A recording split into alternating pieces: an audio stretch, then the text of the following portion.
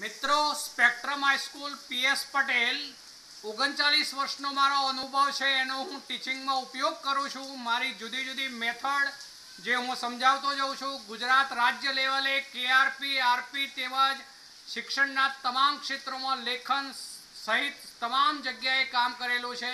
એવા મારા બહોળા અનુભવનો હું ઉપયોગ મારા ટીચિંગ દરમિયાન કરું છું। મારો લાભ અવશ્ય લેજો એવું ખાસ જણાવું છું। Good morning all friends. छेल्ले આપણે પૃષ્ઠતાણ પ્રવાહીના એક ગુણધર્મની ચર્ચા જોઈ ગયા। એના ઉદાહરણો બધા રસપ્રદ છે, બરોબર યાદ રાખજો। કોઈ પણ પ્રવાહી જે છે એને નિશ્ચિત આકાર ન હોય, તેને જે પાત્રમાં ભરવામાં આવે તેના જેવો આકાર તે પ્રાપ્ત કરી લે છે।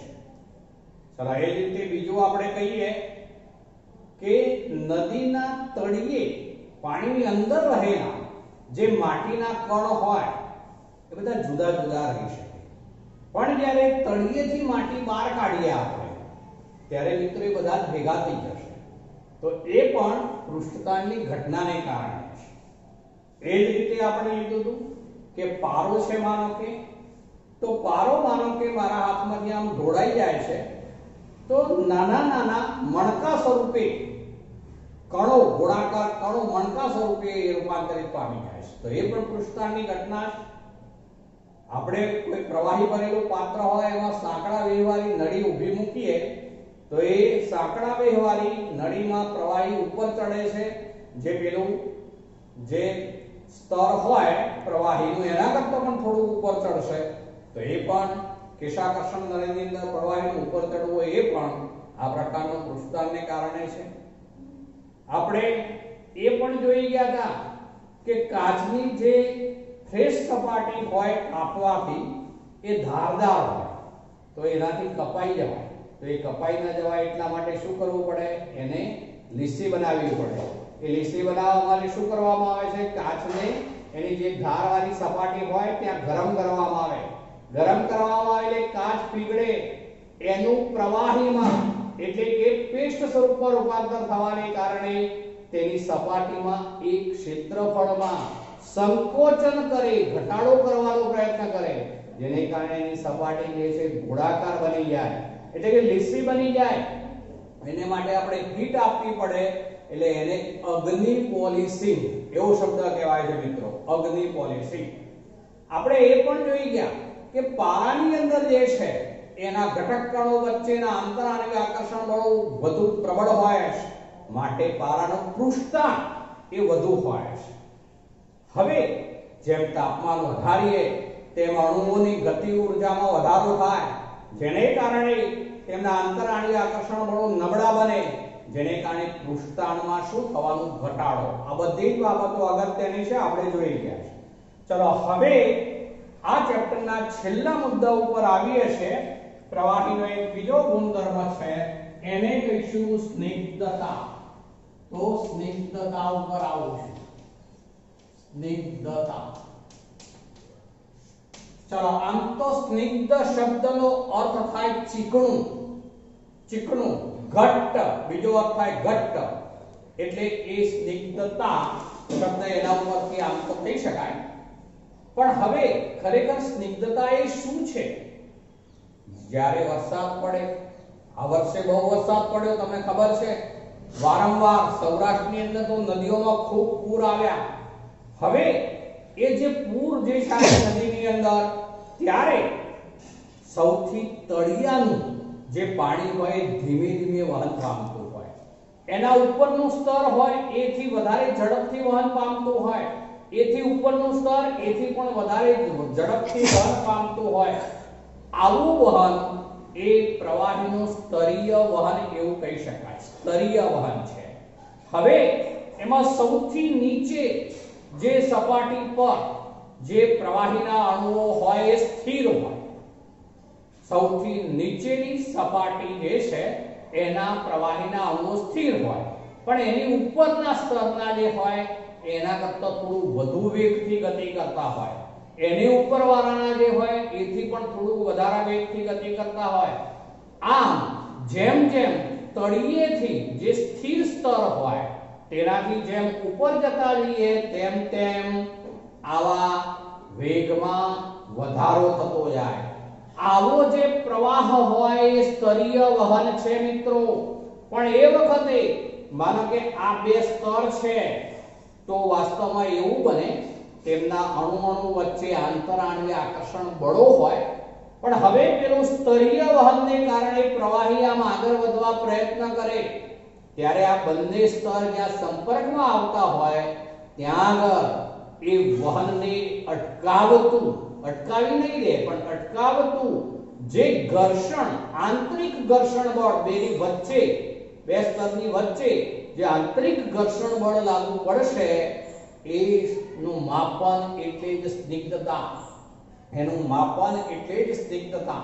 ફરીથી બોલું છું, સ્તરીય વહન ધરાવતા પ્રવાહીના કોઈ પણ બે ક્રમિક સ્તર વચ્ચે તેમની ગતિને અવરોધતું જે સ્પર્શીય અવરોધક બળ લાગુ પડે છે તેને સ્નિગ્ધતા કહે છે.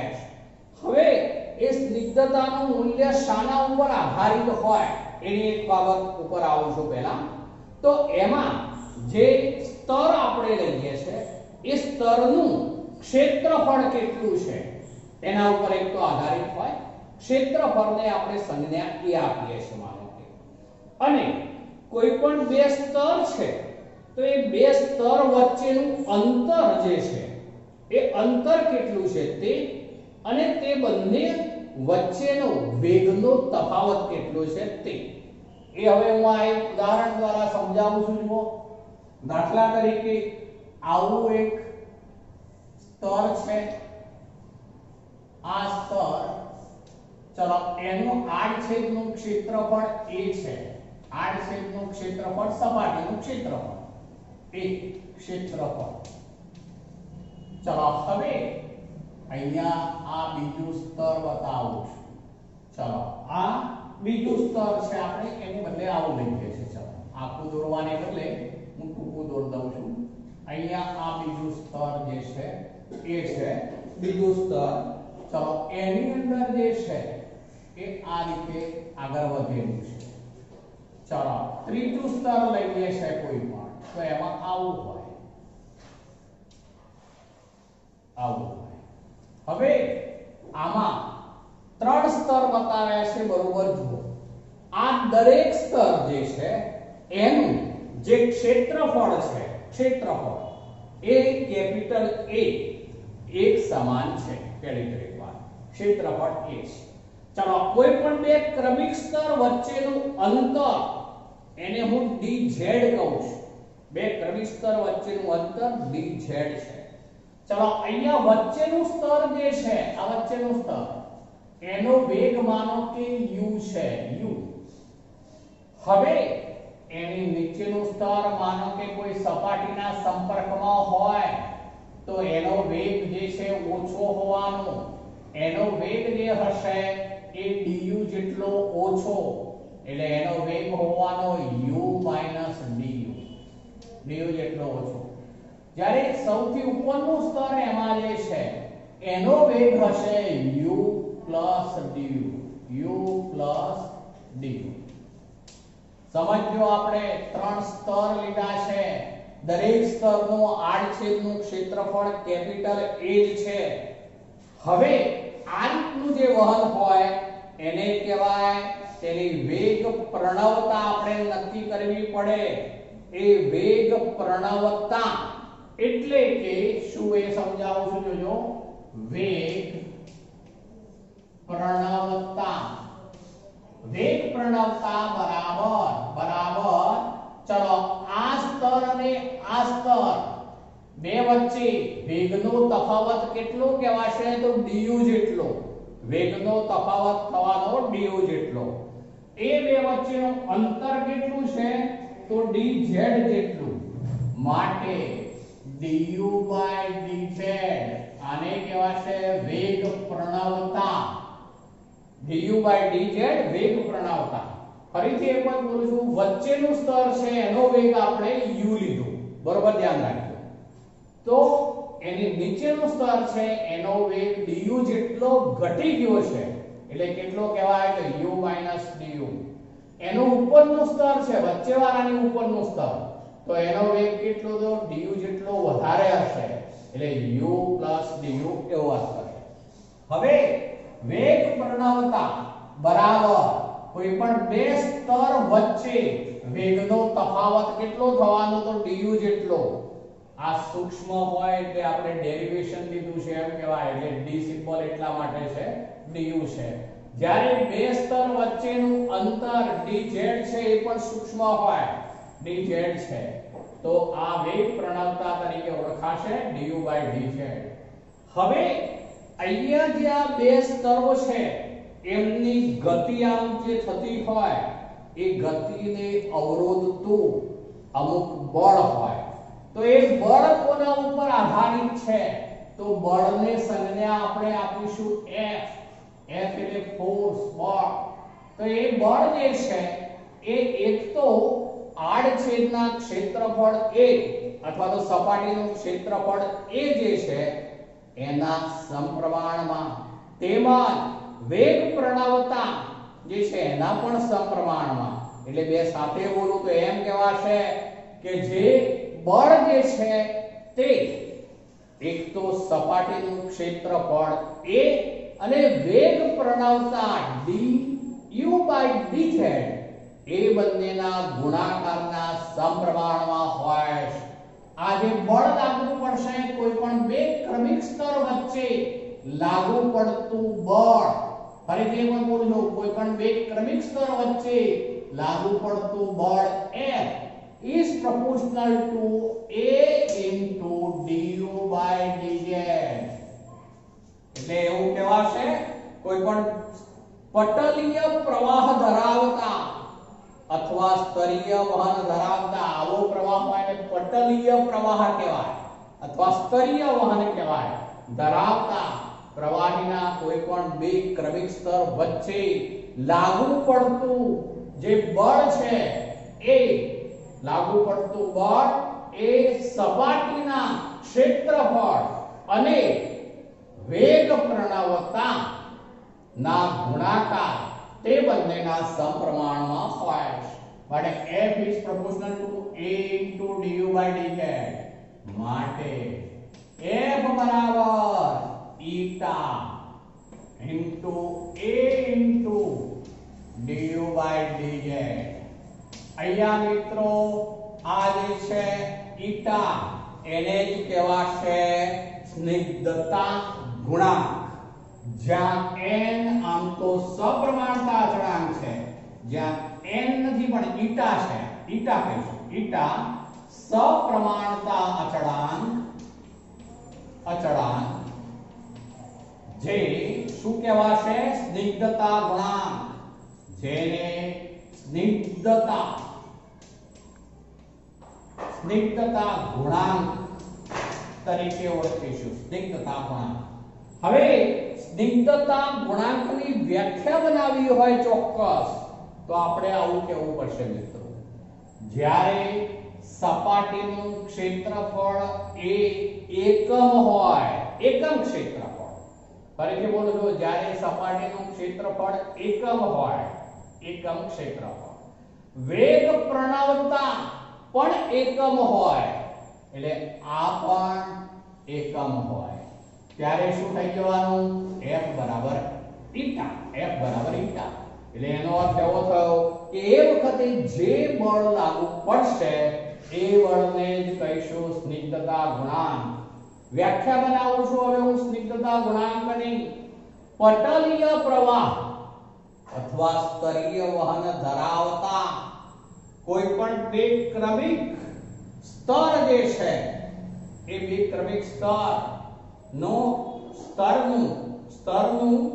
આડછેદનું ક્ષેત્રફળ એકમ હોય અને વેગ પ્રણવતા પણ એકમ હોય, ત્યારે બે સ્તર વચ્ચે લાગુ પડતા આકર્ષણ બળને સ્નિગ્ધતા ગુણાંક કહે છે.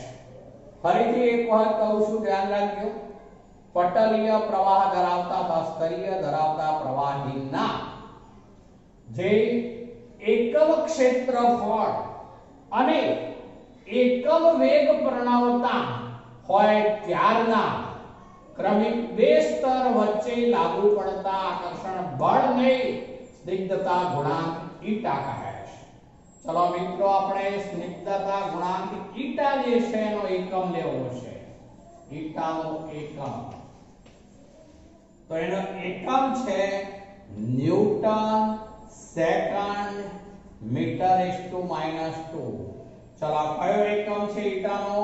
તો ન્યૂટન સેકન્ડ મીટર -2, જેને પાસ્કલ સેકન્ડ દ્વારા પણ ઓળખવામાં આવે છે.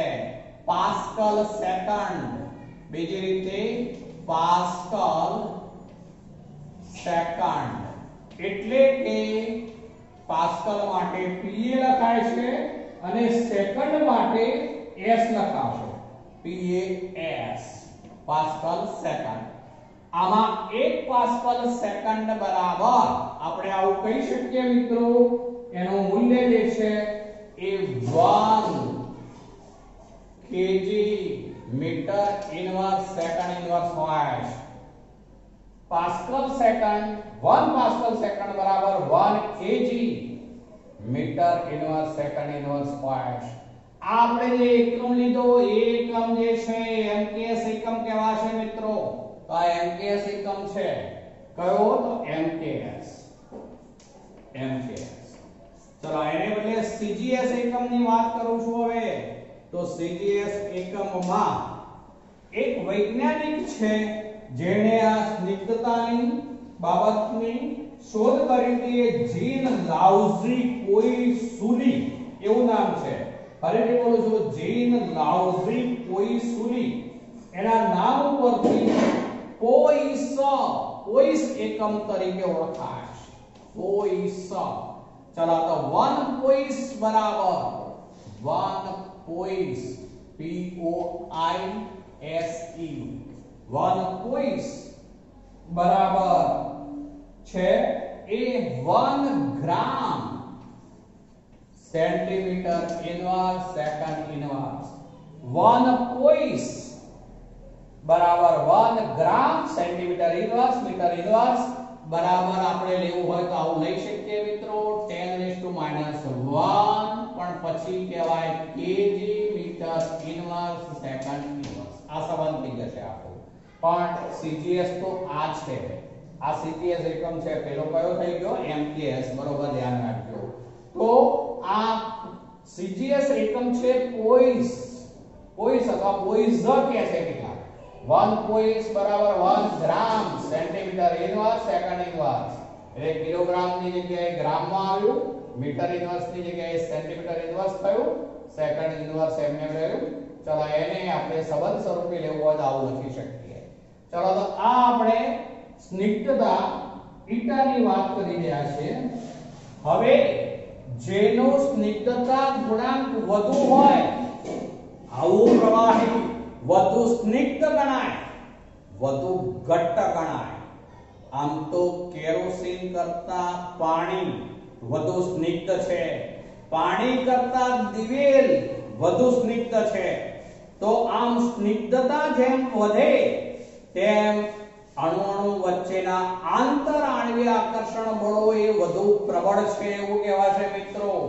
ખાસ કરીને હાઇડ્રોજન બંધ કે વાંડવાસ આકર્ષણ બળો જેની અંદર વધુ પ્રબળ હોય એવા પ્રવાહી જે છે એ વધુ સ્નિગ્ધ હોય છે. કાચ એ સૌથી વધુ સ્નિગ્ધ પ્રવાહી છે. કાચ સૌથી વધુ સ્નિગ્ધ પ્રવાહી, સૌથી વધુ સ્નિગ્ધ પ્રવાહી. હવે તમને નવાઈ લાગે, કાલે પણ આપણે ચર્ચામાં મેં કહ્યું હતું કેટલાકને એમ કે કાચ તો ઘન પદાર્થ છે, પણ વાસ્તવમાં એ કાચ એક સ્નિગ્ધ પ્રવાહી છે. એની સાબિતી શું?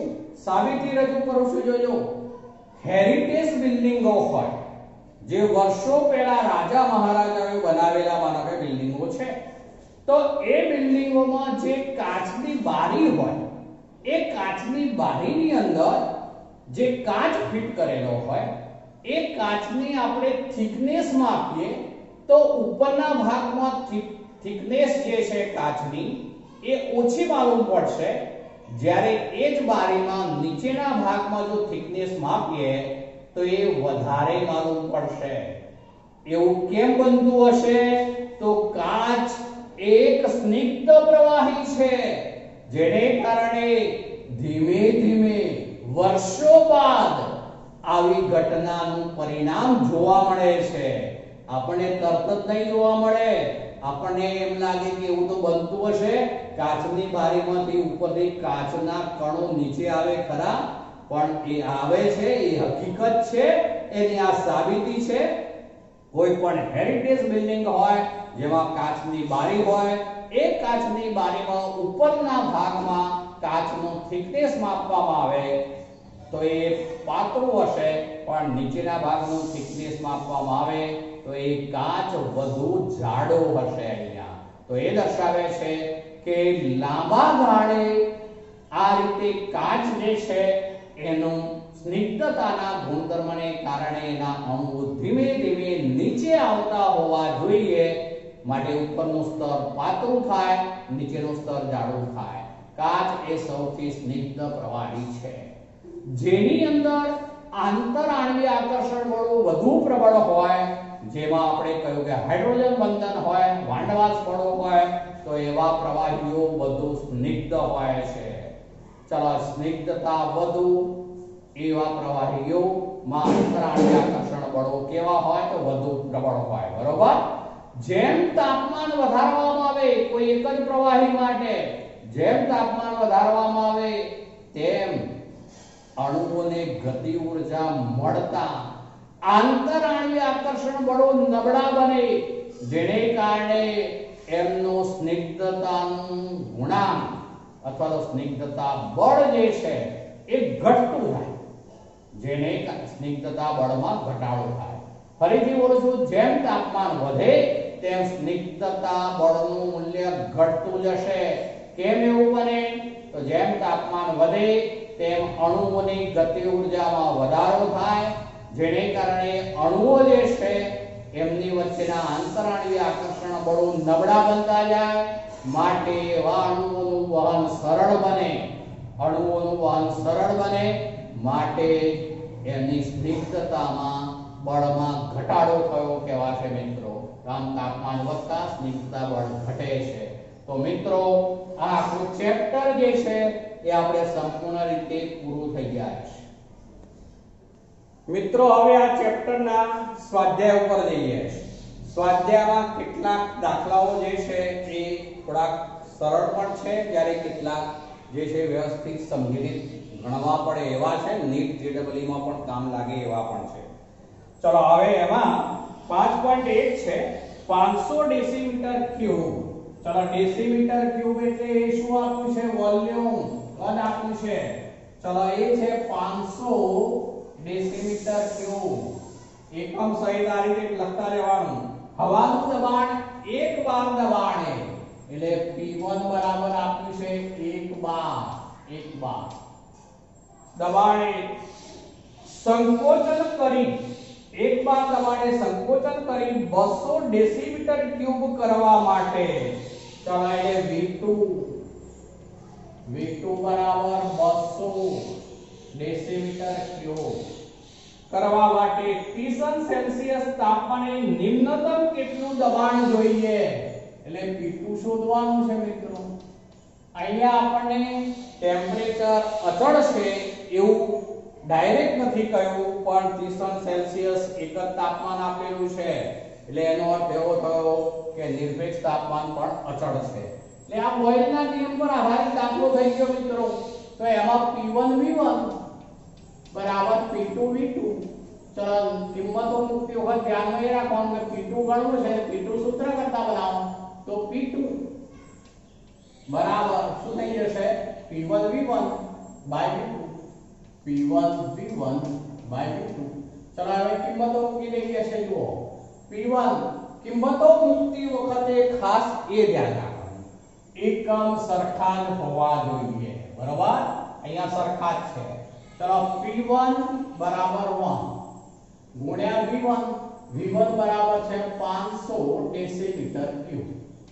ચલો, આ 1 બાર છે, 1 બાર સાથે લખી દઉં છું એકમ 1 બાર. ચલો, અપોન આપણે V2. ચલો, चलो V2 बराबर છે 200 डेसीमीटर क्यूब dm3 चलो આ તમારી સમૂહમાંથી ઉડી જશે એટલે શું થઈ જશે બરાબર આ 0 0 ઉડાડી દીધું 5/2 એટલે 2.5 બાર આ જવાબ થઈ ગયો મિત્રો 2.5 બાર ચલો બીજું લઈએ છે હવે જે છે 5.1 હતો આ 5.2 લઈએ છે ચલો એમાં આવું કહ્યું છે 120 ml ની ક્ષમતા ધરાવતું એક પાત્ર એટલે V1 આપ્યું છે 120 ml ધરાવતું એક પાત્ર 35 સેલ્સિયસ તાપમાને 1.2 બાર દબાણે એટલે P1 બરાબર આપ્યું છે 1.2 બાર દબાણે અમુક વાયુ ધરાવે છે આ વાયુને બીજા 180 ml કદવાળા પાત્રમાં એટલે V2 બરાબર 180 ml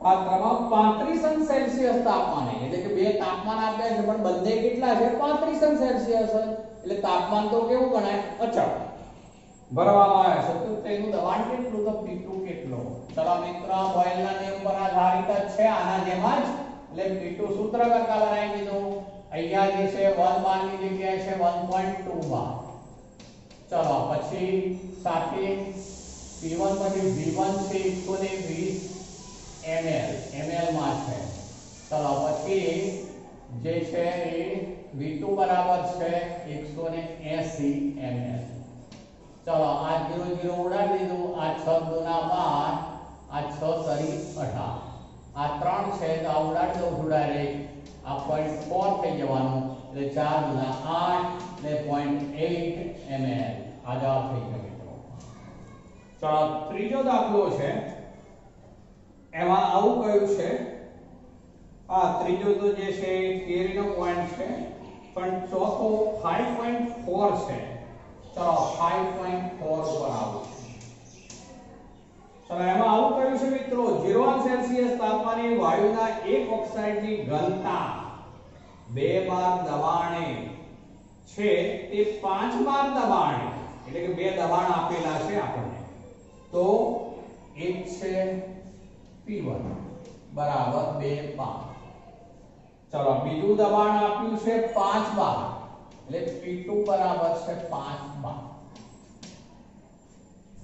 2 બાર દબાણે છે તે 5 બાર દબાણે રહેલા ડાયનાઇટ્રોજનના જેટલી છે એટલે કે શું જેટલી છે તો ઘનતા એટલે એનો અર્થ એવો થયો મિત્રો કે D1 બરાબર D2 ઘનતા સરખી છે અર્થ એવો થયો જેટલી છે ઓક્સાઇડનો આણ્વીય દળ કેટલું હશે એટલે એનો અર્થ એવો થયો મિત્રો કે આપણે M1 ગણવાનો છે M2 જે આપેલો છે એ એવું કહ્યું છે આપણને ડાયનાઇટ્રોજનના જેટલી છે ડાયનાઇટ્રોજન એટલે N2 તો N2 નું આણ્વીય દળ થઈ જવાનું 14 ના 28 ગ્રામ મોલ ઇનવર્સ ચલો હવે આપણી પાસે આ છે બંને તો હવે આપણે જે સૂત્ર વાપરીશું એ M બરાબર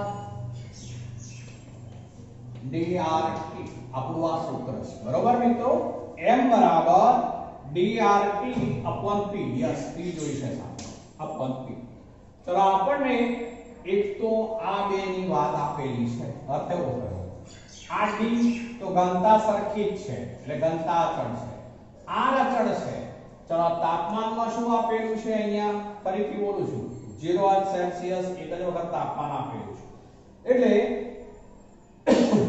એ પણ અચળ છે ચલો આ ત્રણેય અચળ માટે શું થઈ જવાનું તો આવું કહેવાશે MP આ બાજુ લઈ આવું છું જોજો તો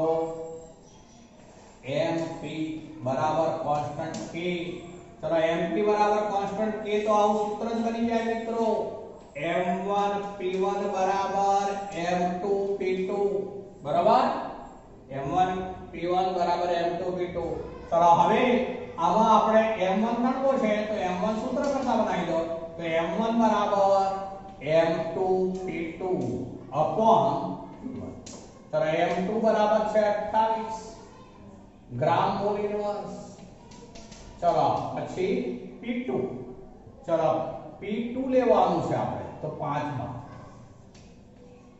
ચલો ભાગ્યા P1 ચલો P1 છે 2 બાર ચલો આ જે છે 12 એકમ ઉડાડી દીધો આ 2 એટલે 14 ના 28 આ 14 પંચા 70 કરી દઉં છું આ 70 થઈ ગયો 70 ગ્રામ મોલ ઇનવર્સ એક આણ્વીય દળ આવી ગયું મિત્રો 70 ગ્રામ મોલ ઇનવર્સ ચલો તો મિત્રો આજે આટલે સુધી રાખીએ